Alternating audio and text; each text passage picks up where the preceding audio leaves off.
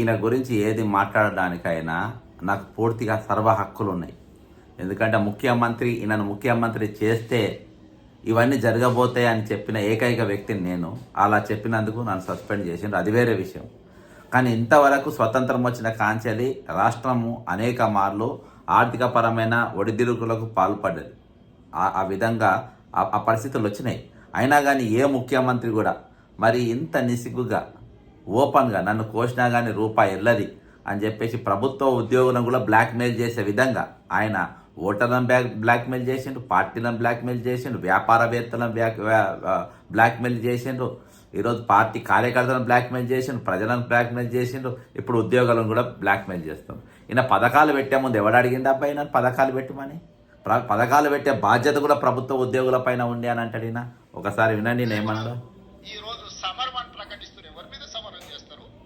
ఎవరిని మీరు ఈరోజు ఎవరిని నిందించదలుచుకున్నారు? ఎవరిని కొట్టదలుచుకున్నారు? ఎవరి మీద మీరు యుద్ధం ప్రకటిస్తున్నారని నేను సంఘాల నాయకులను అడగదలుచుకున్నాను. మీకు బాధ్యత లేదా? 35 సంవత్సరాలు ప్రజలు మన జీత భత్యాలు ఇచ్చి రిటైర్ అయిపోయిన తర్వాత మనకు పెన్షన్ కూడా ఇచ్చి మన కుటుంబాలను ఆదుకుంటున్న 98% ప్రజల యొక్క పెన్షన్లు కానీ, రైతు రుణమాఫీ కానీ, రైతు భరోసా కానీ, ఉచిత కరెంటు కానీ, షాదీ ముబారక్ కానీ, కళ్యాణ లక్ష్మి కానీ, ఆర్టీసీలో ఆడబిడ్డలకు ఉచిత ప్రయాణం కానీ, ఇవన్నీ చేయాల్సిన బాధ్యత ప్రభుత్వ ఉద్యోగ సంఘాల నాయకుల మీద లేదా? ప్రజాప్రతినిధుల మీద మాత్రమే ఉన్నదా? మాకే కాదు, మీకు కూడా వాళ్ళే జీతభత్యాలు ఇస్తున్నారు. మీకు ఉద్యోగాలు ఇచ్చింది కూడా ఈ ప్రజలే కదా. మీకు ఉద్యోగాలు ఇచ్చిన వాళ్ళే మాకు ఉద్యోగాలు ఇచ్చిన మనందరం కలిస్తేనే ప్రభుత్వం. దయచేసి 100%.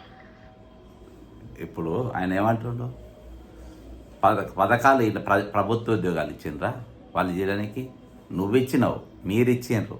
ఎందుకంటే గత ప్రభుత్వం చేసిన అరాచకాలపైన దేనిపైన కూడా ఒక రోజు కూడా నువ్వు ఉద్యమం చేయలే.